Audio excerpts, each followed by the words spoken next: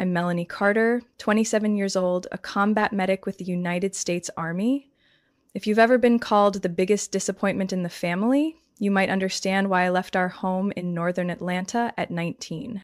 My family isn't what you'd call ordinary. My father, Charles Carter, is the dean of the law department at a prestigious university.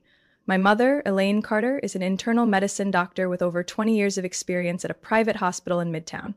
My younger brother, Tyler, is basically the flawless replica they designed, currently pursuing a PhD in finance at Stanford. In their eyes, a person's worth is measured by GPA, academic degrees, and how many professional conferences you're invited to speak at.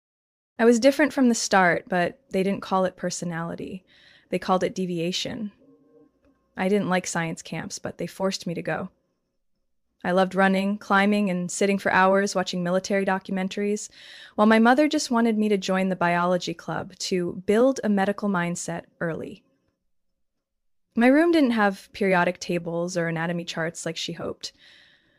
Just a world map and a photo of my grandfather, who served in Vietnam.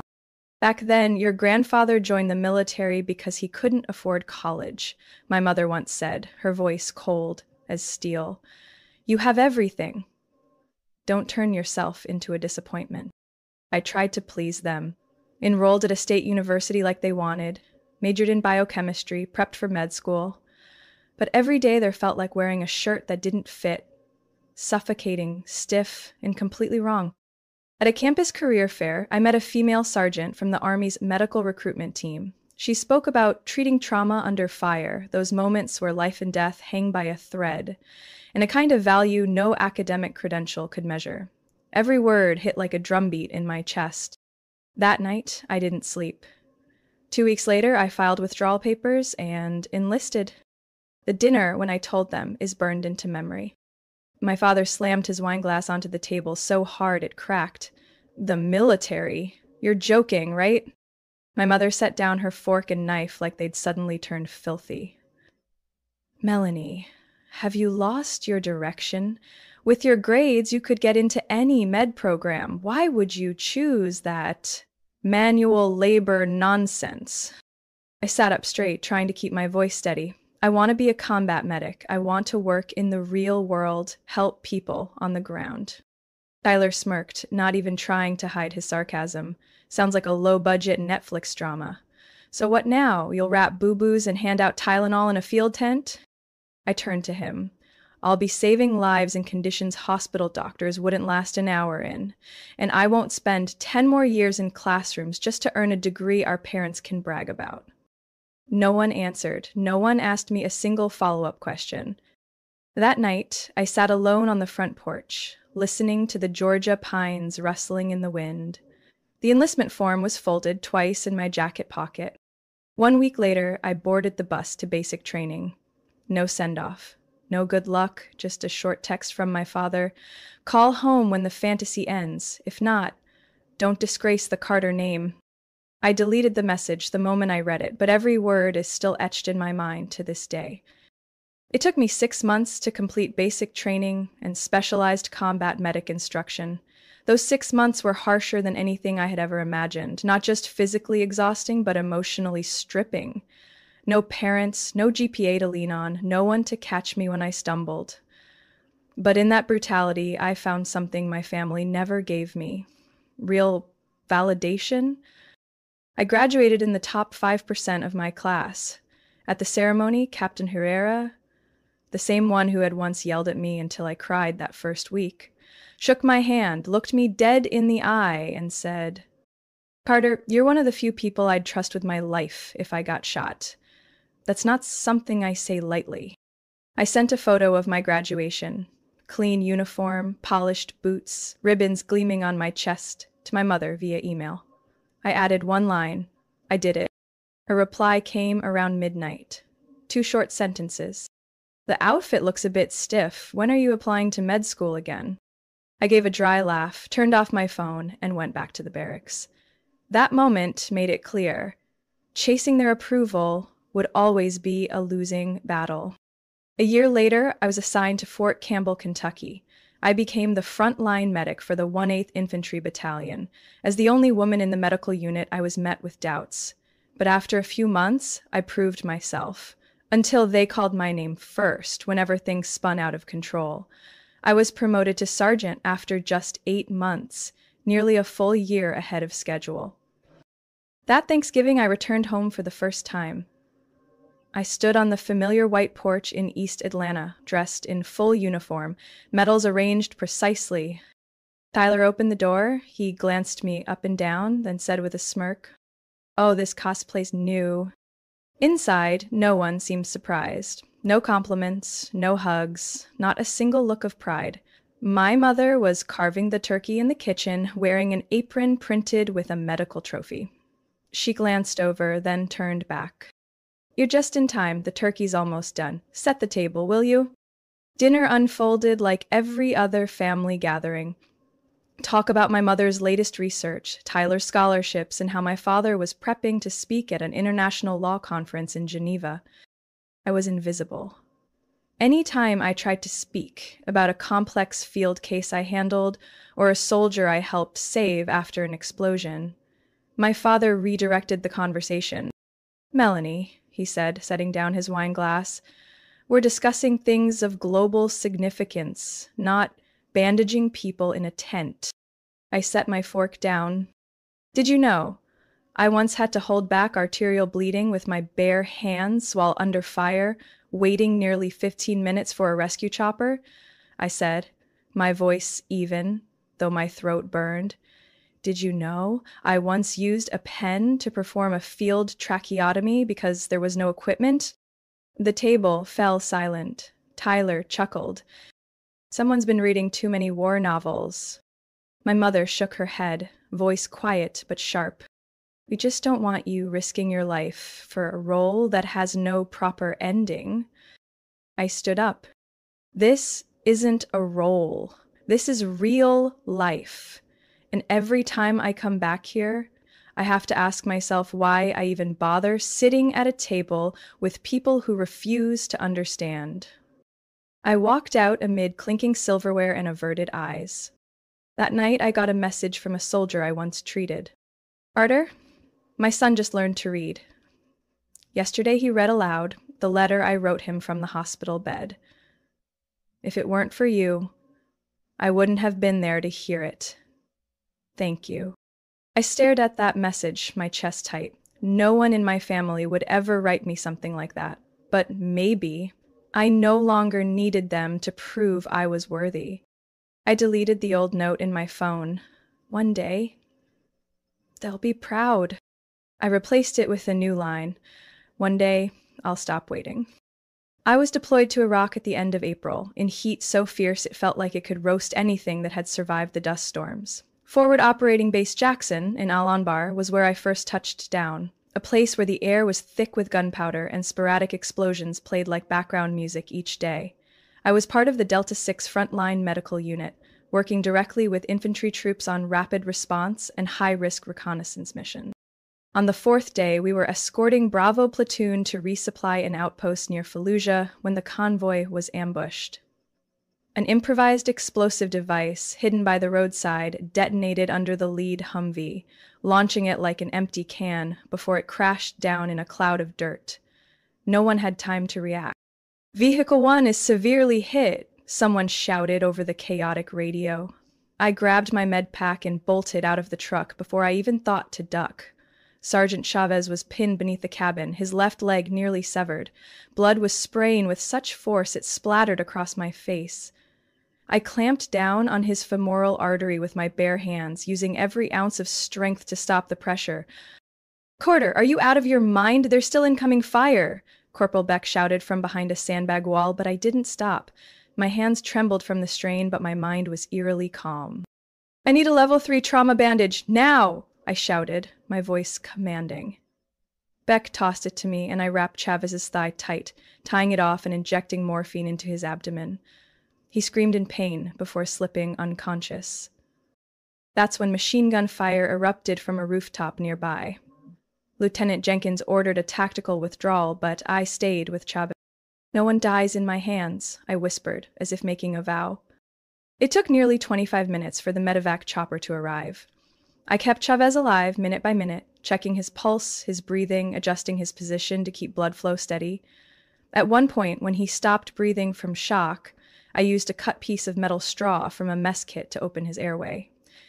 When the medevac finally landed, I hoisted Chavez onto my back like a sack of sand and dragged him across 30 meters of open terrain under fire to get him aboard. I collapsed onto the floor of the helicopter, covered in dirt, blood, sweat, and gunpowder. "What's your name?" the flight medic asked, strapping me in. "Sergeant Melanie Carter," I rasped. "And that man doesn't die. Not today." 3 weeks later, I received an email from Chavez's wife. "Sergeant Carter, the doctor said my husband survived because of an angel who wouldn't quit on the battlefield. Thank you. Thank you for not leaving him behind." I read that letter dozens of times in my tin-roofed room at base. I kept it beside the photo of my grandfather, Sergeant Raymond Carter, who once saved his comrades in Hue, just like I had now. When Lieutenant Jenkins nominated me for a Bronze Star for that day's actions, I declined the ceremony. I didn't need to be honored in front of cameras. The only person I wanted to see my worth had never once asked what I did out there in the desert. Still, life on the front line didn't leave much room for reflection. Every siren, every wide-eyed, wounded soldier pulled me right back into the version of myself I believed I was meant to be. Not Melanie Carter, the family failure, but the soldier others could trust to come back for them, even if it meant walking into hell. At a unit meeting in late August, Captain Herrera, now our regional medical chief, made an announcement that caught me off guard. "Sergeant Carter, people like you are why we're still standing. They may not know who you are back home, but we do. And here, you're not living in anyone's shadow." I stood up, saying nothing, but inside I knew I had taken another step, away from being the daughter they once saw as broken, and toward the woman I knew I was always meant to become. In December, the skies over Iraq were pitch black, the temperature dropping so low that every breath turned into mist. I was cleaning up the field medical station when Captain Ramos called me to his office. He didn't say much, just handed me a sealed red envelope and nodded. Inside was an urgent deployment order, stamped classified at the top of each page. I was assigned to accompany a special operations team from Delta Strategic Combat Unit Task Force Viper on a hostage rescue mission near the Hamrin Mountains, close to the Syrian border. The mission was to last no more than 72 hours. I was the only nurse assigned. The chopper took off at 2:45 a.m. There were 12 of us on board, all wearing camo face masks with no name tags. I only knew the commanding officer was Major Cole, and the field comms officer was Sergeant Zach Brooks. He had fought in Kandahar. We carried enough ammo for 36 hours, minimal medical supplies, and a mobile satellite transmitter to send out coordinates. Midnight, the helicopter swerved violently, hit by sniper fire from an unknown ridge. The first blast tore off the tail, sending the aircraft spinning and crashing down. The cabin rocked like it was being bombed. When I came to, I was sprawled across a torn piece of fuselage, my left leg covered in blood. "Carter, are you alive?" Sergeant Brooks called out from the wreckage. "I am, but I'm hurt," I replied, limping upright to check a deep gash in my thigh. Metal lodged near the muscle, but it missed the main artery. For now, I was okay. We lost 2 in the crash, the lead pilot and the machine gunner. 7 others were injured, including Major Cole. Abdominal trauma and rapid blood loss. No communication signal. The satellite unit was fried. GPS was dead. I became both the lead medic and navigator. That first night, we set up a makeshift shelter in a canyon, rigging IV lines to hang from, rifles to keep Cole alive. Every 2 hours, I checked his vitals, changed dressings, and administered morphine to those in shock. No one complained. No one spoke much. The next day, we had to move. Recon reported local militants sweeping the area, no way back. The only option was to climb the rocky western ridge carrying the wounded. I proposed splitting into 2 groups. One to create a diversion, the other to move through the rocks in search of a signal point. Everyone agreed. I stayed behind with Cole and 2 other injured soldiers carrying the backup transmitter. By the afternoon of day 2, light rain began to fall. Cole was delirious, his heartbeat dropping fast. I had to perform an emergency procedure, opening his abdomen to drain internal fluid using a pocket knife and a piece of a water filter straw. I'd only ever read about this in textbooks. But I knew we had no other choice. My hands trembled at the first incision, but once I started, muscle memory took over. That night, I sat beside Cole, one hand gripping my M4, eyes locked on the slowly blinking signal monitor. At 3:12 a.m., the satellite finally connected. I transmitted our coordinates, terrain description, and the number of survivors. Exactly 48 hours after the crash, the rescue chopper appeared, a streak of light in the frigid darkness. We were hoisted up by rope, one at a time. I went last. As the clip locked onto my vest, I looked back at the smoke, at the place I once thought I'd die. Inside the rescue bird, Major Cole squeezed my hand and whispered, "You didn't just save me, you kept this whole team alive." I nodded without speaking. My tears fell when no one was watching. Not from pain, not from exhaustion, but because, for the first time in my life, I knew with absolute certainty I belonged here. I didn't need to prove anything anymore. The only thing was, none of it ever made the news. The mission remains sealed in a top-secret file. No one outside our team knows what really happened in those mountains. Not a headline, not a single photo. And as always, my family never asked. But for me, those 48 hours are living proof of everything I was once denied. And I swear, if the truth ever comes to light, no one will ever call me a disappointment again.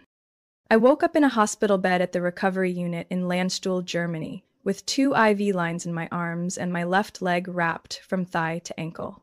The shrapnel from the helicopter crash had been removed, leaving a deep scar that required 6 stitches and weeks of therapy. Beside the bed was a handwritten letter from Major Cole. Still weak, but alive thanks to the field surgery I had performed. He called me the lifeline in hell. Next to the letter was an envelope from command. Inside was a notice awarding me the Purple Heart, the honor given to service members wounded or killed in the line of duty.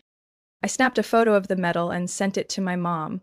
The message simply read, "Mom, I'm alive." And I was awarded a medal today. Half a day later, she replied, "Well, but was it worth it getting hurt like that? Have you reconsidered med school yet?" I read that line over and over like an invisible punch.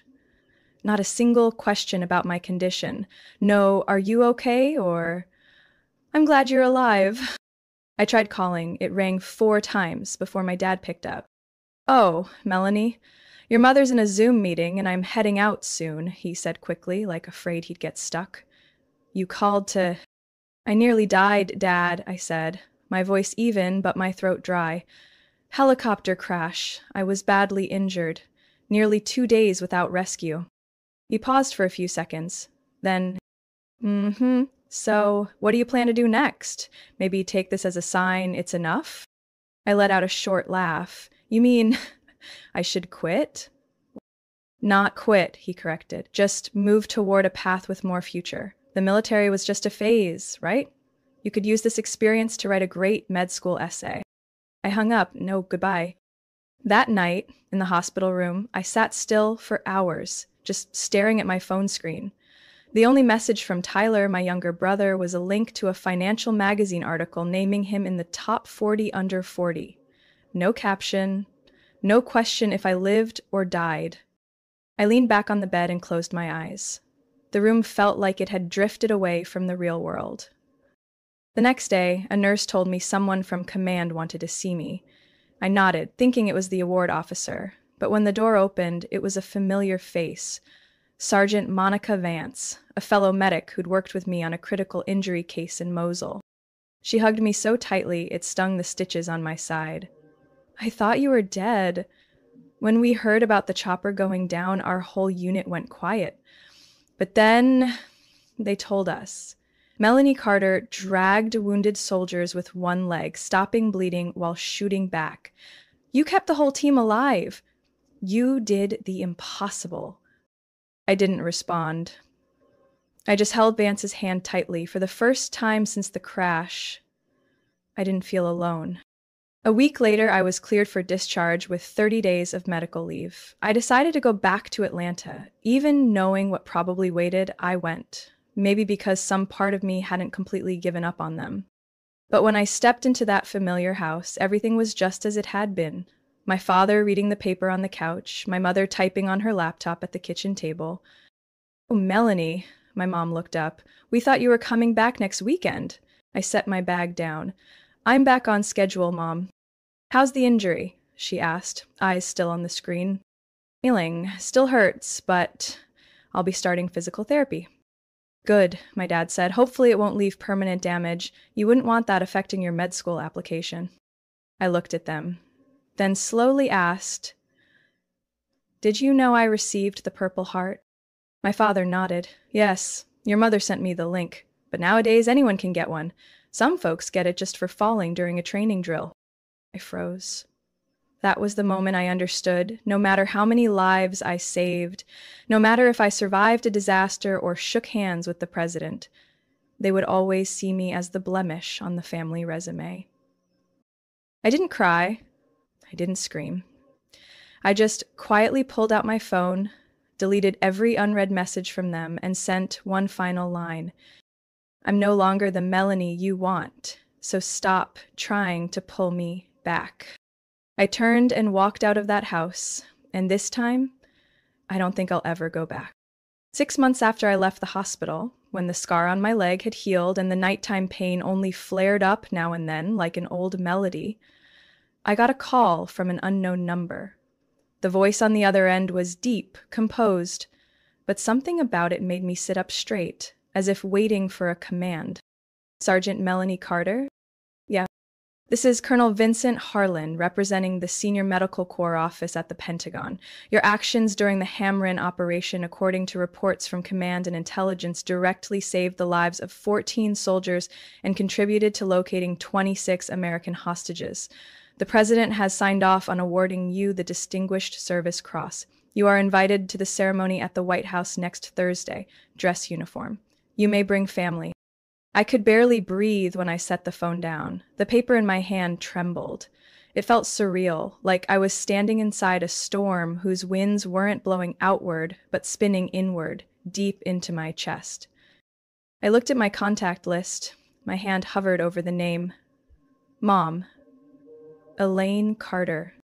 I had said I wouldn't go back, but some part of me, foolish or not, still longed to see the look in their eyes when they heard the news. I texted, "Next week, I'm being awarded the DS. See by the President at the White House. If you want to attend, 2 p.m. Thursday, East Wing." The reply came 5 hours later. "Your father has a seminar that afternoon. I'll check my schedule. Thanks for the update." I didn't respond. I wasn't expecting anything anymore. The ceremony took place under the white dome of the East Wing, where light poured through tall windows draped in blue velvet. I wore my dress uniform, shoes polished to a mirror shine. The Purple Heart was pinned neatly over my left chest, just beneath my name. Carter, M. 3 other soldiers stood beside me, all from special units, all previously wounded, all having done things most people would never believe. Each of them carried in their eyes a story too complex for words. As the announcer began to read, I heard my name. Sergeant Melanie Carter, for acts of valor beyond the call of duty while engaging hostile forces, maintained the lives of fellow soldiers under complete isolation, despite injury, continuing medical care and strategic communication, contributing to the rescue of 26 American citizens, and preventing a cross-border terrorist attack. I stepped forward as called. The president waited at center stage. He reached out, pinned the medal to my chest, then shook my hand firmly.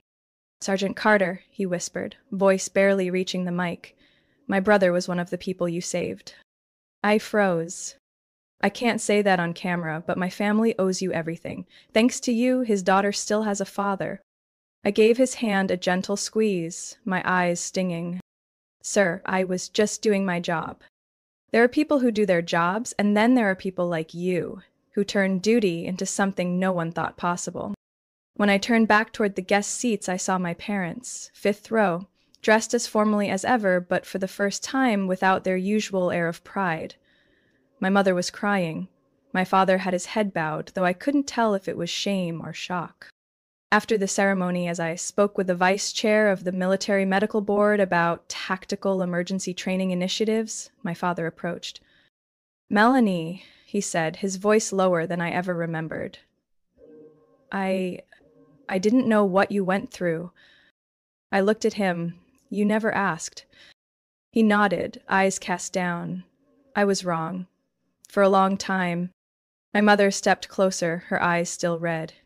"You almost died. And I couldn't take it. When they told me the details, the crash, the IVs, the skin grafts you had to perform," I met her gaze. "You used to think I was just playing soldier in some game." "I know," she choked. "And I was wrong. We were wrong." I didn't reply. Not because I wasn't moved, but because I wasn't ready to forgive. That evening, I didn't leave the White House with them. I went to O'Malley's near the Pentagon, where my old team was waiting. The waitress placed a glass of bourbon and the morning paper on the table in front of me. A photo of me receiving the medal took up the entire front page. The headline read, "Med School Dropout Turns Frontline Hero." I laughed. A dream? No. This was the real path, and finally, the world knew I had chosen right. 3 weeks after the ceremony at the White House, I got an unexpected call from my father. This time, he didn't start with curt questions or cold remarks like he usually did. "Melanie, if you're not busy, I'd like to visit where you work." I was stunned. I was at Walter Reed, the National Military Medical Center, where I had just been reassigned to help with the recovery program for wounded soldiers. My new role was both clinical instructor and medical coordinator for post-trauma patients, a job that blended academic work with hard-earned field skills. "I want to understand more about what you chose," he hesitated. "If you're willing to show me." I was silent for a moment. Then I said yes. That Saturday morning, he showed up on time, wearing a light blue shirt and a gray jacket. No laptop, no paperwork. Just the cautious eyes of someone stepping into unfamiliar territory. I took him through the treatment wards. When we entered the rehab area, where a young soldier was practicing walking on a prosthetic leg, stitches still visible on his arm, my father fell silent. I saw him flinch slightly when a veteran missing an arm raised his remaining hand to salute me with a grateful look. When I stopped at the training room and introduced the tactical first aid simulation on a mock wound model, he didn't interrupt. No lectures, no judgments, just quiet attention. "Couldn't have imagined," he said softly. "You had to do all of this out there?" "And more than that," I nodded. "No machines, no such thing as try again if it goes wrong the first time." That lunch?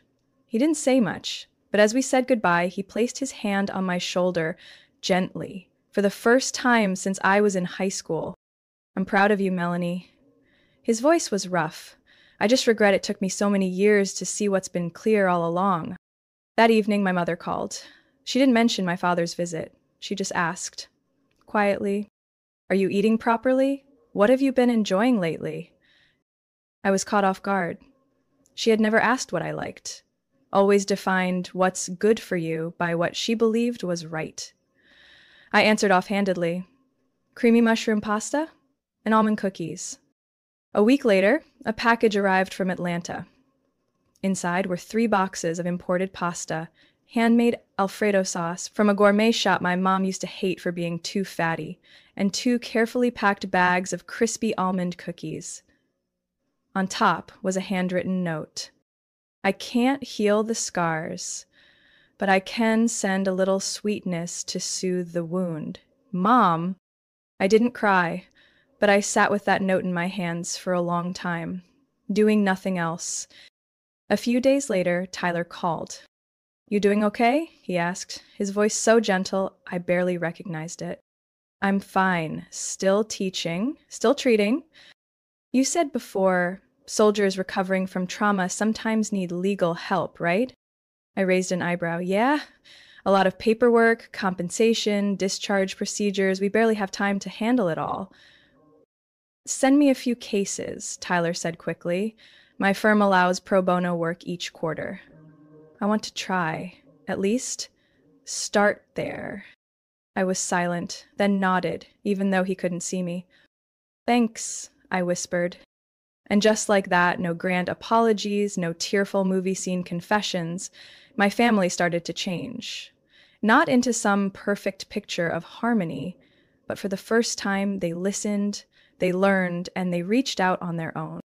That Christmas dinner, I didn't go back to Atlanta, but I received a photo of my parents having dinner with 3 veterans at a local church. Tyler sat beside a man with one arm, helping him fill out a medical aid application.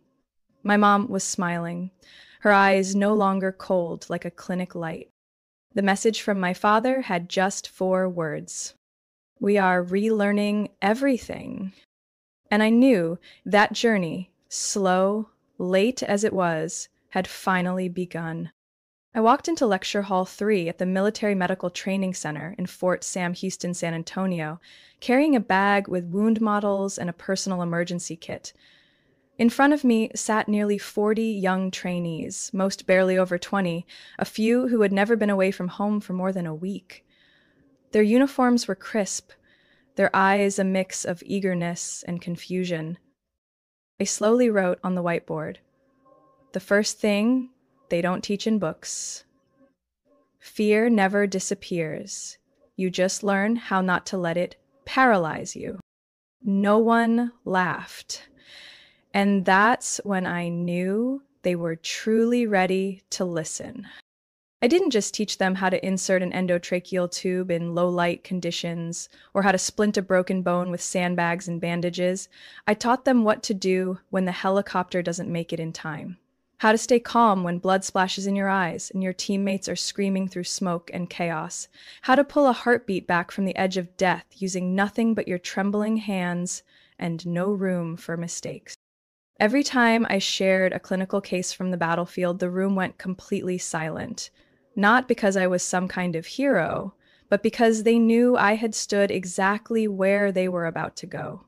One afternoon, near the end of the course, a young sergeant named Claire Daniels came up to me after class. "Sergeant Carter," she said, her voice shaking, but her gaze steady. "I almost dropped out halfway through, but then I heard about you, about what you did in Hamron. I never thought I was strong enough to do anything like that, but now I know. If a woman from Atlanta, dismissed by her own family, could still make it, then I'm not backing down either." I didn't offer a cliché response. I simply nodded and placed my hand on her shoulder. A light touch, but I knew it would stay with her. Just like Major Cole's hand on mine the day he survived and returned. My relationship with my family never went back to what it was, but maybe it didn't need to. We learned to talk instead of argue. I visited during the holidays, but held firm boundaries. I no longer tried to make them proud. I shared when I wanted to, not for applause, but because I knew the value of what I did no longer depended on anyone's approval. One evening in April, my father attended a military medical conference where I was the keynote speaker. After the talk, he lingered in the back of the room, silent. When everyone else had left, he walked up, still holding his notepad. "Melanie," he began, for the first time, not calling me my daughter, but using my name like I was a person in my own right. I just heard an exceptional lecture from someone I should have been listening to all along. I smiled, but I didn't respond, because recognition no longer defined me. It was just a bonus, never more important than the journey I'd taken to get here. That night, I went home, opened the small cabinet in my room, and pulled out something still covered in a thin layer of dust, a photo of my grandfather in his wartime uniform. I placed it on the shelf beside my medals and the artificial heart model I used for teaching. Between the scar on my leg and the scar in my chest, I realized something. I didn't need to be forgiven. I just needed to be understood. And now, I wasn't only healing others. I had also healed myself, not by going back, but by choosing to live as the person I had become. The next day, I stood in class watching the new recruits practice IV placement under simulated conditions. A thin black girl, bright-eyed but visibly nervous, had trembling hands as she inserted the needle. I stepped closer. Not raising my voice, just gently said, "It's okay. I used to shake just like that. The difference is I didn't give up." She looked up, her eyes sparkled, and I realized my journey didn't end with the medal. It was only beginning. In every moment I passed, strength to those coming after, because now I no longer live for recognition. I live to make a difference. And that no one can take away. From someone once deemed a disappointment by her own family, Melanie Carter walked through battlefields, bloodshed, and isolation to prove her true worth. She no longer lives to seek approval, but to save lives, inspire others, and carve her own path where courage and conviction take the place of compromise. In the coldest silences, she learned this: a person's value isn't found in someone else's eyes, but in how we keep standing, even when no one stands beside us. What do you think about Melanie's journey? Can courage truly heal wounds caused by family? Share your thoughts below, and don't forget to follow the channel for more powerful stories about family and resilience.